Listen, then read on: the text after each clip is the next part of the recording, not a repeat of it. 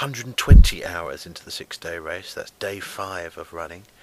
By this point, you'll have a clear indication of whether you are going to be able to reach Norwalk's record, pass it or not.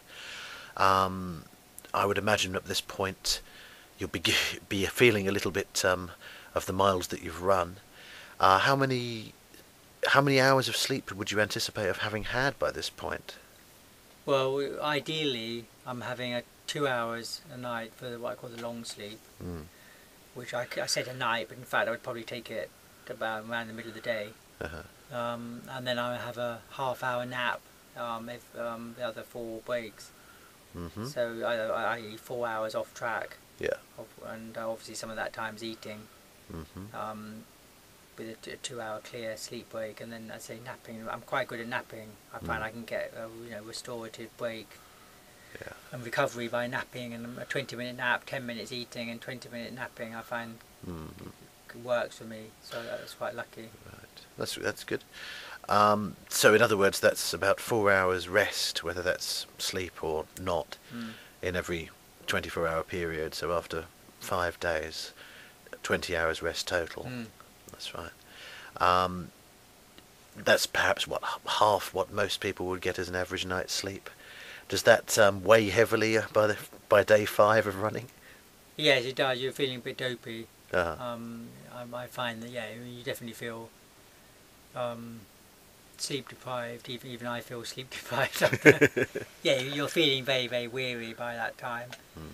But you've got another 24 hours to go, and that's, to be honest, it all starts happening in the last 24 hours. It's this thing that you have to run for, as you say, for 120 hours to start, for things to start happening, because then you're getting the big distances by then being accumulated. And then we have as a reference the all-time list of 6-day performances. And then I use that as a sort of motivational tool. I work my way out through the list. They say, now you're passing this one, now you're passing that one. And that's what we did in Ham very effectively. And but yes, it's all happening then. Probably every hour or two you might be passing some figure, some performance in the past. So it's like you're racing against people from even 130 years ago. You're passing the performances. So I found that really stimulating, really motivating. But yes, I mean, it is an overwhelming weariness coming over you, and it's just a case of nursing yourself through to the finish. And with the increasing fatigue, as you say, feeling perhaps a little bit dopey in some ways, and at the same time this sort of desire for feedback on your performance in relation to previous 6 days, do you rely a lot more heavily on the crew at this point? Yes, I mean, as I would say in the first half of the race, obviously I'm needing the crew, but I'm much more independent. In the first half, I could, if they want to disappear and have longer sleep, that's fine. They can just leave a few things out on the table.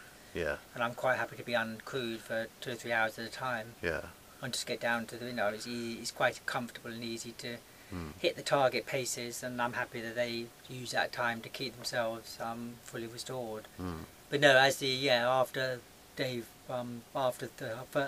first half of the race, when you're getting into the second half, far more dependent on the crew to get you down, get you up again, wake you up, to have things ready.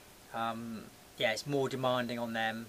I'll be more demanding on them as well, and also more demanding amongst themselves, because they're all getting excited and tired at the same time.